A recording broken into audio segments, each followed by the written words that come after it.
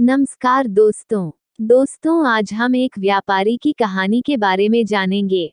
दोस्तों, इस कहानी को पूरा सुने, इस कहानी से आपको ढेर सारी सीख मिलेगी। तो चलिए दोस्तों, कहानी को शुरू करते हैं। एक बार की बात है, चांदपुर नामक शहर में एक कुशल व्यापारी रहता था। उस व्यापारी की कुशलता के बारे में आसपास के सभी लोगों को पता चला। जब उस राज्य के राजा को उस व्यापारी की कुशलता के बारे में पता चला तो राजा ने उसको अपने दरबार में बुलाया और उसको अपने राज्य का प्रशासक बना दिया। व्यापारी की कुशलता से आम व्यक्ति से लेकर राजा तक सभी बहुत प्रभावित थे। कुछ समय बाद व्यापारी की लड़की की शादी तय हुई। इस खुशी में व्यापारी ने बड़े भोज का आयोजन किया। इस भोज समारोह में उसने राजा से लेकर राज्य के सभी लोगों को आमंत्रित किया। इस समारोह में राजघराने में काम करने वाला एक सेवक भी आया, जो गलती से राज परिवार के सदस्यों के लिए रखी कुर्सी पर बैठ गया। उस सेवक को कुर्सी पर बैठा देख व्यापारी को बहुत गुस्सा आया। गुस्से में व्यापारी उस सेवक का अपमान करके उस समारोह से उसे भगा देता है।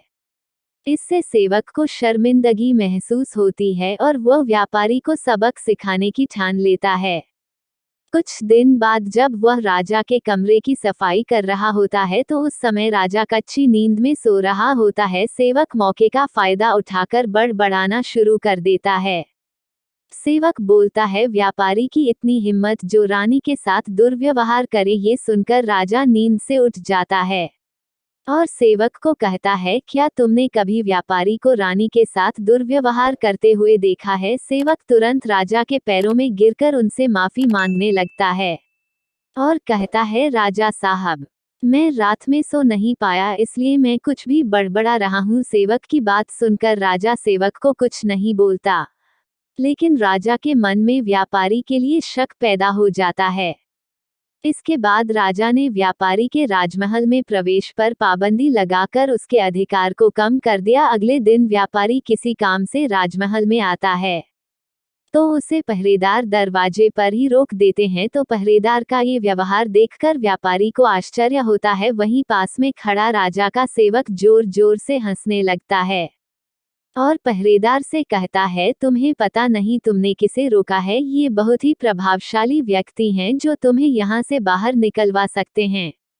इन्होंने मुझे अपने भोज समारोह से निकलवा दिया था। सेवक की इन बातों को सुनकर व्यापारी को सब समझ में आ जाता है और व्यापारी उस सेवक से माफी मांगता है। साथ ही वह उस सेवक को अपने घर दावत के लिए आमंत्रित करता है।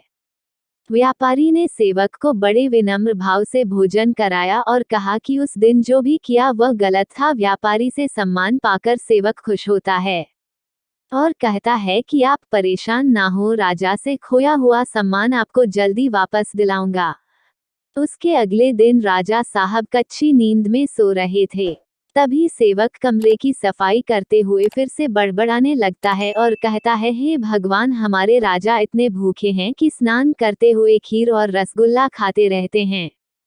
इन बातों को सुनकर राजा नींद से उठकर सेवक से क्रोध में कहते हैं, मूर्ख सेवक, तुम्हारी इतनी हिम्मत कि तुम मेरे बारे में ऐसी बात करो। राजा के क्रोध को देखकर सेवक राजा के पैरों में गिरकर माफी मांगता है और कहता है, महाराज, रात को मैं ठीक तरह से सो नहीं पाया, इसलिए कुछ भी बड़बड़ा रहा हूँ। फिर राजा सोचने लगता है कि अगर ये सेवक मेरे बारे में ऐसा बोल सकता है तो उस व्यापारी के बारे में भी झूठ ही बोल रहा होगा। अगले दिन राजा ने व्यापारी को महल में बुलाया और व्यापारी से छीने हुए सभी अधिकार व्यापारी को वापस दे दिए। तो दोस्तों, इस कहानी से हमें ये सीख मिलती है कि किसी को छोटा समझकर उसका मजाक नहीं उड़ाना चाहिए।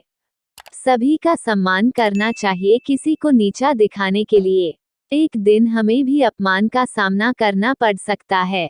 तो दोस्तों, इस कहानी से आपको क्या सीख मिली और यह कहानी आपको कैसी लगी, हमें नीचे कमेंट बॉक्स में जरूर बताएं।